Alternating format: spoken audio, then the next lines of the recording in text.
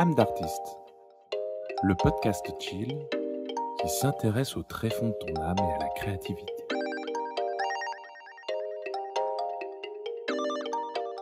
Bonjour à tous et à toutes et bienvenue dans ce 13e épisode d'Âme d'artiste, le podcast qui creuse les tréfonds de l'âme et de la créativité. Aujourd'hui, épisode un peu spécial car c'est le dernier avant la pause estivale. Je vous en parle plus tard, mais comme ces derniers mois ont été compliqués, je ressens le besoin de faire le point sur moi et rien de mieux que les prochaines vacances d'été pour faire ce genre de quête introspective. En plus, j'ai un peu l'impression de tourner en rond en ce moment sur mes sujets versus ce que je vis dans ma vie perso. L'un déteignant un peu trop, selon moi, sur l'autre. J'ai besoin d'analyser tout ça pour comprendre où je vais aller avec Âme d'artiste à la rentrée. Donc voilà, aujourd'hui c'est un épisode plus chill et un peu bilan. Et si jamais cet épisode vous plaît, je vous rappelle que dans la description, vous trouverez les liens vers mes réseaux sociaux et mon Patreon. Si jamais vous désirez me soutenir et soutenir la production de ce podcast, c'est là-bas que ça se passe. Ah, et n'hésitez vraiment pas à liker, commenter et partager cet épisode s'il vous a plu. Cela remercie tout ce que je mets dedans et ça permet à l'émission de continuer de vivre. Puis moi, ça me fait super plaisir, tout bêtement, donc c'est très cool. C'est l'occasion dans cet épisode de vous remercier mes chers auditoristes, vous êtes vraiment une communauté en or et chacun de vos retours me fait toujours un bien fou. Donc, big up à vous, you deserve it. Allez, ne traînons plus, je vous laisse découvrir ce 13e épisode d'Âme d'artiste, bonne écoute.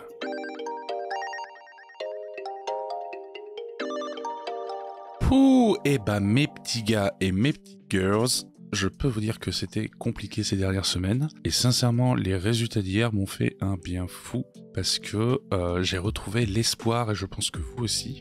Alors évidemment pour celles et ceux qui ne comprennent pas ou qui voient plus tard, qui écoutent plus tard cet épisode, c'était les législatives ce week-end, le deuxième tour des législatives après que tonton Macron nous ait fait la magnifique surprise juste avant les vacances de dissoudre l'Assemblée nationale. Eh bien on a eu cette surprise de devoir voter, de faire notre droit citoyen, mais on a eu la surprise aussi de voir que le RN montait en force et c'était quelque chose d'hyper angoissant et effrayant.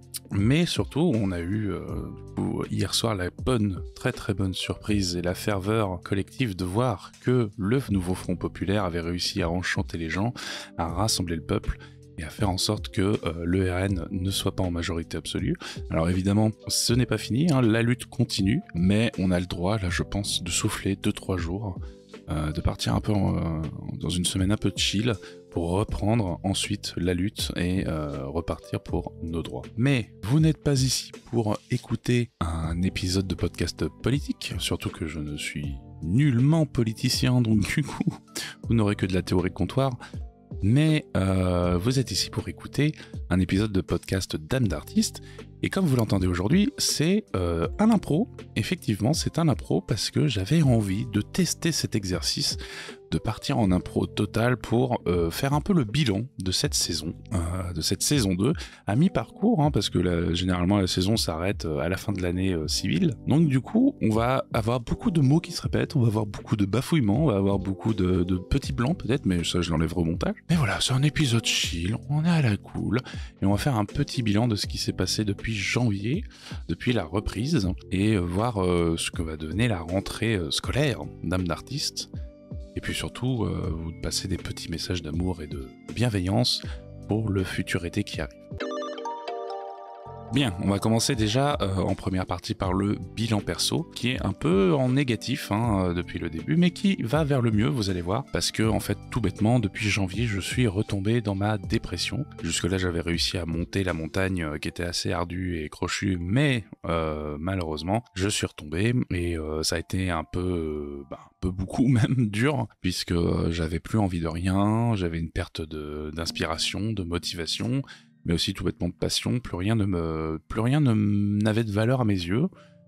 Et vous l'avez sans doute entendu dans le dernier épisode, quand je parle de moi-même par rapport à mes peurs, à la peur de vivre, c'était vraiment ça en fait, j'avais vraiment peur de me lever le matin, j'avais peur de vivre, peur d'exister, et je me suis rendu compte, en fait tout bêtement, que à mesure que j'avançais dans l'année, je m'excusais de vivre en fait. Dès que j'essayais de m'exprimer, dès que j'essayais de montrer quelque chose qui allait dans mon sens, j'avais l'impression de faire chier tout le monde autour de moi, ce qui n'était vraiment pas très très simple. Et puis entre-temps, ces dernières semaines, il y a eu du coup, comme on l'a vu, les législatives, les européennes, on a eu la montée du RN, et tout ça, ça a créé aussi des angoisses. Ça a créé des angoisses qui sont tout à fait légitimes quand on voit le fascisme arriver aux portes du pays. Surtout quand on voit comment ça fout la merde partout en Europe, on peut se dire légitimement putain, qu'est-ce qui nous pend au nez? Surtout quand on est comme moi entouré de gens des sphères LGBTQ+, racisés, etc., etc. Il y a un truc où t'as vraiment peur, et pas peur pour toi en fait, t'as peur aussi pour tes potes, t'as peur pour ta famille, t'as peur pour ta famille de cœur. Et du coup, tout ça, ça a rajouté dans le petit sac à malice de la dépression, qui fait que c'était vraiment pas simple du tout. Heureusement, j'étais bien entouré. J'étais bien entouré parce que j'avais ma famille, mes amis, et puis surtout, j'avais ma copine qui est là, qui est toujours là pour m'épauler. Mais aussi, et il faut pas le prendre mal, j'ai compris aussi tout bêtement que l'amour ne faisait pas tout. Quand je parle de l'amour, c'est l'amour en général, hein, le fait d'aimer. Aimer sa copine, aimer ses proches, aimer sa famille. Ça ne fait pas tout. Je suis très heureux dans mon couple, il n'y a aucun souci, je vis une véritable idylle depuis 1 an et je suis très heureux de ça. Mais c'est un fait que cela ne fait pas tout. Il y a un truc où j'ai besoin de retrouver en fait mon propre amour, en fait mon amour propre, tout bêtement. Je pense que c'est ça en fait qui me manque. C'est que c'est très bien d'être aimé, c'est très bien d'aimer les autres, mais il faut aussi s'aimer soi-même. Et c'est pas forcément de l'égoïsme négatif, comme on peut l'imaginer, c'est juste tout bêtement normal de se dire qu'on a besoin de s'aimer soi-même pour pouvoir aimer sereinement et sainement les autres. Et c'est un peu ce qui me manque en ce moment. Alors ça va mieux, hein, au moment où j'écris ce podcast, ça va un peu mieux, surtout que les vacances arrivent, donc je lâche un peu la pression.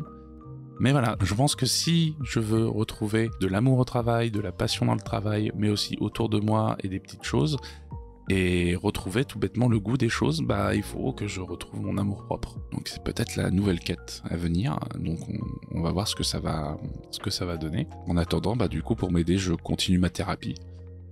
Parce que j'ai espoir quand même que ça aille mieux hein, dans les prochains mois. On va essayer de faire en sorte que ça s'améliore. Donc on va voir, on va ajuster quelques potards de ci, de là, on va faire des tests, on va s'autoriser à vivre, hein, on va pas s'excuser de vivre. Et surtout on va essayer de rendre hommage aux gens qui m'entourent et qui me soutiennent, et que je remercie très fort tout plein. Et puis voilà quoi, on va faire ça parce que je trouve que c'est important d'être bien dans sa peau, surtout en ce moment, hein, on l'a vu avec ce week-end, c'est important, hein, parce que quand on va pas bien, et on en arrive à des résultats comme ça. Et ça fait peur, ça fait très très peur, mais bon, je trouve que c'est important aussi de partager avec vous ce petit bilan perso, ce petit bilan mental, parce que on en discutait avec ma copine et on se disait que très souvent dans les docs qu'on regarde, on montre des artistes ou des sportifs qui réussissent. Mais très très peu on montre le doute. Ou alors c'est un doute qui va être nécessaire dans la réussite prochaine, mais on ne montre jamais un échec, on ne montre jamais un doute triste, on ne montre jamais une dépression. Et du coup ça donne une fausse image, je pense, de ce que c'est une carrière d'une personne, dans le sens où on n'a pas les moments de doute qui nous touchent tous et toutes, et qui font aussi que derrière on réussit, et que peut-être des fois on va se dire ah bah non, c'est peut-être pas la carrière qu'il me faut, ou alors c'est pas comme ça qu'il faut que je la vois. Et du coup voilà, je pense que c'est important de vous partager un peu comment je vais mentalement, j'ai aucun souci avec ça. Et si jamais ça vous gêne, évidemment, je sais pas ce que vous faites sur le podcast, parce qu'en fait j'en parle tellement souvent en fait que voilà. Mais voilà, je trouvais ça important de vous partager ça, ce petit bilan. Parce que ça me fait du bien aussi, tout bêtement, de vous partager, d'être à cœur ouvert et de juste vous faire un constat comme ça, sans forcément rentrer trop dans les détails. Mais je me dis que ça peut peut-être aussi aider certains ou certaines d'entre vous qui sont un peu dans les mêmes passades. Donc voilà, c'était le petit bilan qui est pas forcément hyper positif, mais qui va vers le mieux, donc c'est ce qu'il faut retenir. Et on va essayer de faire en sorte que tout ça aille mieux. Voilà, on va passer au point suivant. Allez, maintenant c'est le bilan pro. Alors le bilan pro, autant dire que c'est une catastrophe, hein. On va pas se mentir. Depuis janvier, il n'y a aucune entrée d'argent. Je suis revenu aux aides sociales, du coup. Mais entre le moment où l'arrivée de ma dépression de nouveau, donc le manque de travail et le manque de rentrée d'argent, et l'arrivée des aides sociales salvatrices, j'ai rien eu. Ce qui fait que j'ai dû puiser, tel un pétrolier américain, j'ai dû puiser dans mes réserves, ce qui fait que je n'avais plus rien, et ce qui fait que je n'ai plus rien, et que je repars entre guillemets de zéro en termes d'économie. Et ça pose problème pour un peu plus tard, parce que entre janvier et juillet, entre janvier et mai-juin, ça a été. Puis en juin, en fait, mai-juin, il se passe un truc, c'est qu'il y a les impôts, déjà, mais de ce côté-là, je m'inquiétais pas trop, mais c'est surtout qu'il y a l'URSSAF qui arrive et qui fait « Hey, Coco !»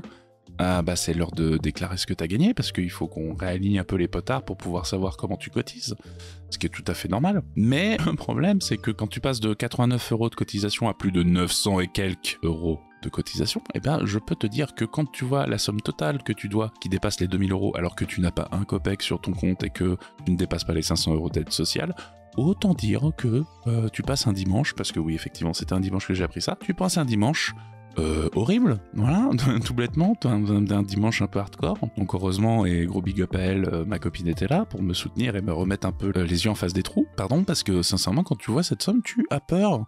Tu te dis, ça y est, je suis dans la merde.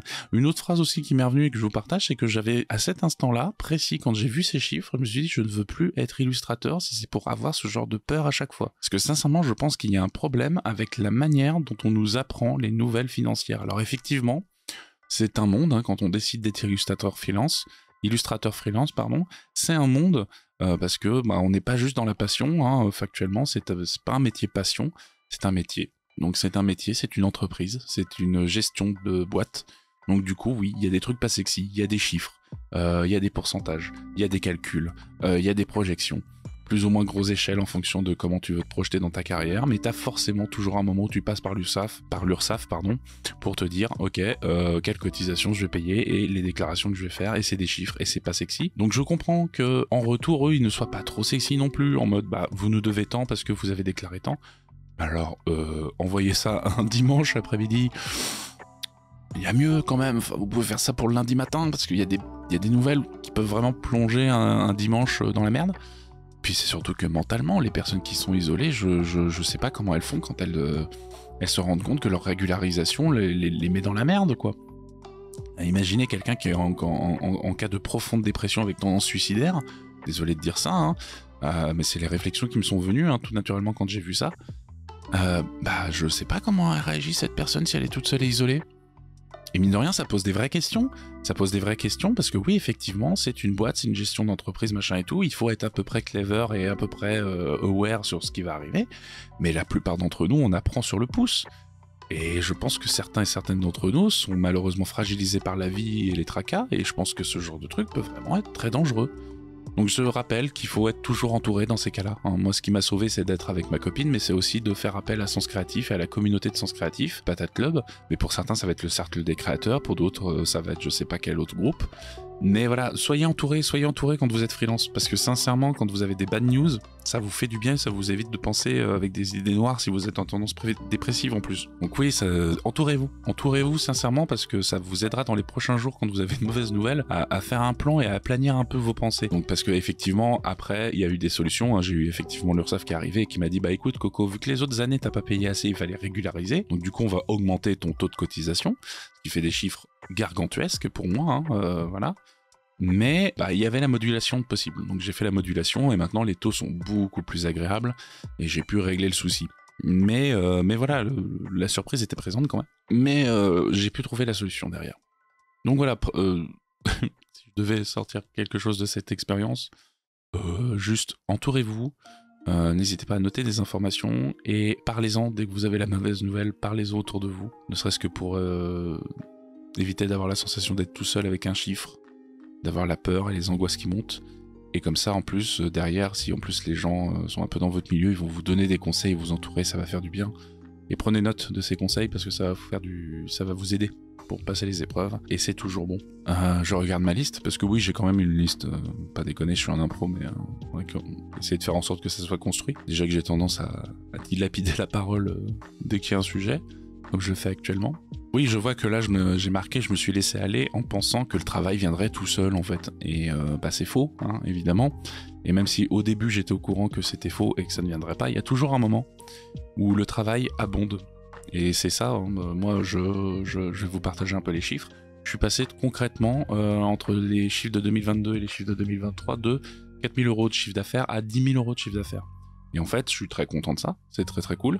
Mais ce que je n'ai pas vu derrière, c'est que oui, effectivement, il y a eu plus de travail qui est arrivé, mais en voyant tout ce travail s'enchaîner, j'ai pas fait attention que c'était aussi parce que j'avais planté des graines, parce que j'avais échangé, etc. Donc ouais, je pensais que le travail viendra à moi, et c'est faux, parce que en fait, tout bêtement, si tu n'entretiens pas ton petit champ de graines que tu plantes, les prochaines semis, elles sont nulles. Et donc du coup c'est compliqué. C'est pour ça aussi en partie que je n'ai pas eu de boulot ces derniers mois. C'est pas que la dépression, c'est juste que j'ai eu la fausse bonne idée de penser que le travail viendrait tout seul en fait. Et le travail ne vient jamais tout seul, il vient par vos actions, quelles qu'elles soient en fait. On va essayer de refaire ces actions, hein, on va essayer de replanter des petites graines pour voir ce que ça va donner. Et ces petites graines, bah, c'est des marchés. Des marchés qui a été une des peurs que j'avais, c'est pour ça aussi que j'ai fait l'épisode 12 sur la peur. C'est parce que j'arrive pas à démarcher parce que il y a un côté mise à nu, il y a un côté peur du non, peur qu'on me refuse. Toutes les peurs que j'ai abordées et que vous avez abordées aussi avec vos témoignages sont dans l'épisode 12 et témoignent de tout ce que je traverse en ce moment pour le démarchage. Donc du coup, il va falloir s'y mettre, il va falloir monter à cheval, et il va falloir, même si on se casse la gueule, le faire. Parce que j'ai pas envie de passer toute l'année sans rien, en fait, et de revenir que aux aides sociales, parce qu'il y a un côté très déprimant à être aux aides sociaux, hein, quand même. Hein. Donc voilà, on va essayer de s'y remettre, mais c'est se battre contre soi-même, hein, parce que j'ai beau avoir des portfolios dont je suis content, bah il y a un truc où j'arrive pas encore à les envoyer par mail. Donc ils sont tous dispos sur les réseaux sociaux, ce qui est déjà un minimum, hein, et ce qui est déjà très bien. Mais voilà, c'est pas ça qui va amener de la visibilité. À la rigueur, ça va peut-être m'en apporter si je fais des reels ou des vidéos YouTube, parce que les gens vont après peut-être cliquer sur mon compte Insta, machin et tout, mais peut-être plus de la curiosité que vraiment des chasseurs de tête qui vont arriver pour dire « Oh, on a envie de vous pour illustrer notre futur best-seller ». Du coup, bah, c'est un peu compliqué. Mais bon, on va voir, on va essayer de s'y lancer, c'est le prochain objectif. Là, le prochain objectif avec les books, c'est de tout envoyer cet été pour être dans les starting blocks en septembre, être dans le top des mails des agences et des boîtes de jeux de société, parce que mon objectif est toujours d'illustrer des jeux de société. Et donc on va voir ce que ça va donner. Mais j'essaye de pas trop me prendre la tête non plus pour pas laisser parler les angoisses. Mais il faut le faire. Sinon, à côté de ça, professionnellement, mais pas vraiment, bah, je produis des images pour mes proches. J'ai la chance d'avoir pas mal d'amis et de la famille qui aiment ce que je fais. Donc du coup, ils me demandent des petites images de ci, de là, et ça me fait du bien parce que ça me permet de garder la tête hors de l'eau, créativement parlant, et de garder une technicité dans la production de mes images. Donc ça, c'est plutôt agréable. Et puis je suis content de l'effet qu'ont les images sur les gens qui les reçoivent, parce que c'est vraiment pour ça que je le fais en fait. C'est au-delà de dire que c'est mon métier, passion, et que c'est le seul métier que je sais faire, c'est aussi le seul métier où je sens que ça a un impact sur les gens positif. Et bah, ça me fait du bien, surtout en ce moment, quoi. Du coup, je continue. Au moins à dessiner pour les gens autour de moi. Puis je dessine aussi pour sensibiliser sur les réseaux sociaux. Les législatives ont eu au moins cet avantage de réveiller mon militantisme intérieur et d'assumer un peu plus ma prise de parole de gauche, ce qui ne fait pas de mal, je pense, en ces temps troublés, où l'extrême droite se banalise de plus en plus, et où la gauche se fait diaboliser pour le coup. Il y a vraiment un renversement des valeurs très dangereux, et je suis très content, à mon humble échelle, d'agir en dessinant, et en s'en foutant complètement du style, de la qualité du rendu, et de se concentrer vraiment sur la transmission de ce que je pense, de mes pensées, de mes émotions, via mon dessin, et ça fait du bien aussi. Il y a vraiment un côté très libérateur à faire ça, et à partager, et à se dire que je fais partie de ce mur, de ce front populaire sur les réseaux sociaux. Donc voilà, ça fait du bien d'avoir ces petits moments-là. Donc dans les coups de mou, là je vous conseillerais aussi de pas hésiter à vous concentrer sur vous.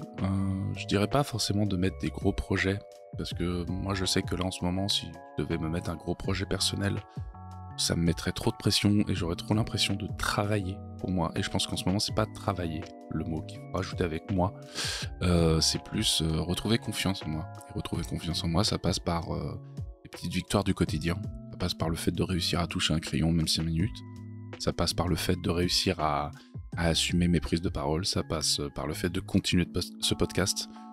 Bref, c'est plein de petits trucs, et je pense que c'est juste retrouver la confiance en soi plutôt que de travailler sur soi. Ça, je pense que c'est une étape d'après, en fait, travailler sur soi. Là, je pense que c'est comme en ce moment sur ce podcast, c'est le temps du bilan. Bah, je pense que moi, dans ma vie, c'est le temps du bilan aussi. C'est le temps de se poser, c'est le temps de prendre des décisions et de se dire, ok, on va aller vers cette direction-là, professionnellement parlant, mais aussi personnellement, et voir où ça va aller. Donc voilà, on va voir professionnellement ce que ça va donner. J'ai conscience que cette partie-là est pas hyper claire forcément, surtout pour vous tenir au courant de comment je vais et donner un peu de contexte à la création de ces épisodes de ces dernières semaines. Et voilà, on va voir. On va lancer des petites graines sur le sol et on va voir lesquelles prennent, et puis celles qui prennent, on va les On va les chouchouter, les arroser, et puis on va voir ce qu'on va faire. Alors, la dernière partie, c'est les objectifs pour la suite, et plus particulièrement, pour âme d'artiste. Alors pour âme d'artiste, je pense qu'on va continuer sur cette lancée, c'est-à-dire cette lancée de, dans le meilleur des cas, 2 épisodes par mois, mais sans se prendre la tête à avoir une rigueur exceptionnelle. C'est-à-dire que s'il y a des jours en retard, s'il y a un mois où il n'y a qu'un seul épisode, et ben ça sera comme ça. Pourquoi tout bêtement parce que pour l'instant, ce n'est pas vers le podcast que je veux orienter mon énergie professionnelle. C'est quelque chose qui prend du temps et qui a besoin d'être bien fait parce que j'ai envie que vous ayez quelque chose dans les oreilles qui soit intelligible déjà, mais aussi pas juste du bruit dans vos oreilles, que ça soit vraiment un moment pour vous à passer, qui soit chill, agréable, avec un peu de réflexion, mais qui soit aussi bienveillant, tolérant et intéressant. Donc du coup, ça demande du travail, ça demande de l'écriture, ça demande de la source, ça demande aussi à moi que je sois dans le bon mood, parce que j'ai pas envie que vous ressentiez que je sois dans un mauvais mood au moment où j'enregistre. J'ai envie vraiment que vous soyez à l'aise. Et si je veux que vous soyez à l'aise, il faut que je sois moi-même à l'aise. Donc du coup, on va continuer comme ça, on va dans l'idéal 2 épisodes par mois, toutes les 2 semaines, mais s'il y en a qu'un une fois parce que je n'ai pas plus d'idées, bah ça aura un seul, et si un jour il y en a pas, et bah il y en a pas, et on va pas se prendre le chou comme ça, parce que c'est pas ce que je veux transmettre, c'est pas ce que je veux vous apprendre. Il y aurait un peu une dissonance cognitive si je me prenais le chou à vouloir absolument remplir les cases de toutes les 2 semaines un épisode, avec des fois des épisodes où je le sens pas, où je suis pas bien, et du coup tout en vous disant ah mais les copains et les copines, soyez vous-même, n'hésitez pas, pas de pression.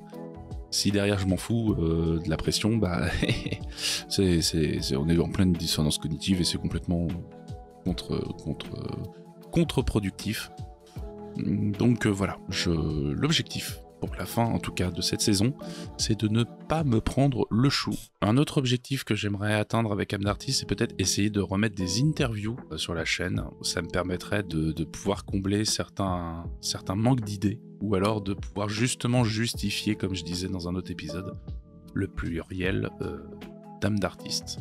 Mais pour ça, il va falloir que je réfléchisse, parce qu'il faut que je vois qui je peux contacter, qui est ok pour être interviewé, et surtout voir si je peux pas avoir des sujets. Ou alors sinon je me prends pas la tête et je me dis que c'est des interviews pour faire découvrir d'autres artistes. Et comment ils vivent la création. On va voir. Bon, et puis sinon personnellement, on va continuer comme ça aussi. On va continuer la thérapie, on va essayer d'ajuster les potards, on va continuer de kiffer la vie avec les proches. Et on va continuer aussi tout bêtement de militer, de manifester, et de combattre à mon échelle les idées noires et obscurantistes. Et essayer d'aider les gens à renouer avec l'envie du social, l'envie d'aider son prochain plutôt que d'aller contre, de vaincre ses peurs et ses angoisses, et puis d'aller de l'avant, tous ensemble, tout bêtement. Et ça va passer par peut-être de temps en temps des créations militantes, peut-être essayer de faire mes premières manifs, parce que j'ai jamais manifesté. Ça serait intéressant de manifester. Et ouais, d'enfin embrasser pleinement le fait que mes illustrations font du bien aux gens, libèrent des émotions, et que j'ai plus à prouver quoi que ce soit, surtout à moi-même, sur mes compétences, sur le rendu que j'ai à rendre de mes illustrations. Et que du moment que je crée, en fait, je pense que c'est là où je suis le plus vivant, le plus efficace. Donc voilà. Je pense que ça va être l'objectif personnellement aussi de ce côté-là, d'aller plus loin dans ma pratique artistique. Et assumer, tout bêtement, hein, arrêter de se prendre la tête 2 minutes et assumer pleinement que ce que je vis chez les gens, c'est les émotions, c'est qu'ils se sentent bien, et donc que je me sente bien aussi avant tout. Voilà, ça va être un peu les objectifs pour la suite. J'ai pas vraiment d'autres objectifs, enfin si évidemment, comme je vous ai dit, démarcher, essayer de trouver de l'argent et des contrats, parce que il faut manger, hein, faut bien manger. Donc du coup, mais ça c'est les objectifs, on va dire, plutôt classiques et attendus d'un professionnel.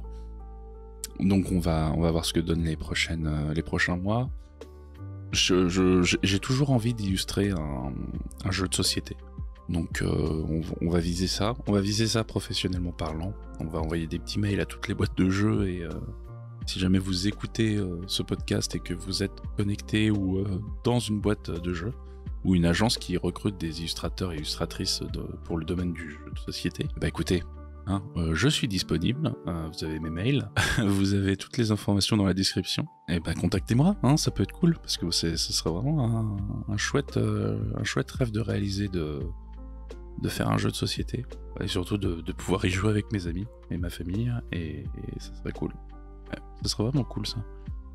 Prochainement, j'aimerais bien aussi peut-être travailler autour ou dans le jeu vidéo. Je sais pas comment, mais ça je me prends pas trop la tête encore parce que là aussi c'est un autre univers très pas cloisonné mais très très dense pour réussir à y trouver quelque chose.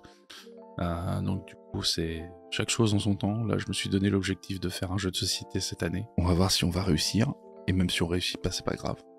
Mais ouais, je m'interdis pas non plus de vouloir faire un peu dans le jeu vidéo. Dans le jeu vidéo ce serait cool. J'aimerais bien faire un truc aussi autour de la communication, de la presse, je sais pas. Mais bon, ça sera vraiment quand j'irai mieux parce que c'est des débits de travail plus importants encore, la presse. Mais bon, on verra ça plus tard. On n'est pas complètement pressé à ce point-là non plus. Quoi dire d'autre sur les objectifs ? Bah écoutez, je pense qu'on a fait un peu le tour. Évidemment, j'ai d'autres objectifs que j'aimerais en termes de création de contenu. Continuer le podcast, c'est déjà continuer là-dedans. Mais j'aimerais bien peut-être aussi relancer ma chaîne YouTube. Ça serait cool de pouvoir reprendre un peu la caméra, de refaire des vlogs, de vous remontrer des process de dessin, de faire peut-être des mini-documentaires, je sais pas encore. Plein de petites idées dans la tête qui trottent, mais c'est l'envie et la motivation en ce moment qui sont un peu compliquées. Donc voilà, on va voir ce que ça donne tout ça. Et puis bah de toute façon vous le verrez, vous le verrez sur les réseaux sociaux et sur âme d'artiste comment ça évolue tout ça. En attendant, n'hésitez pas à me suivre sur mes réseaux sociaux pour avoir plus d'informations évidemment. Et puis voilà, c'est le truc tout bête, mais c'est comme ça. On va essayer de suivre le fil de l'eau, mais d'aller vers le mieux.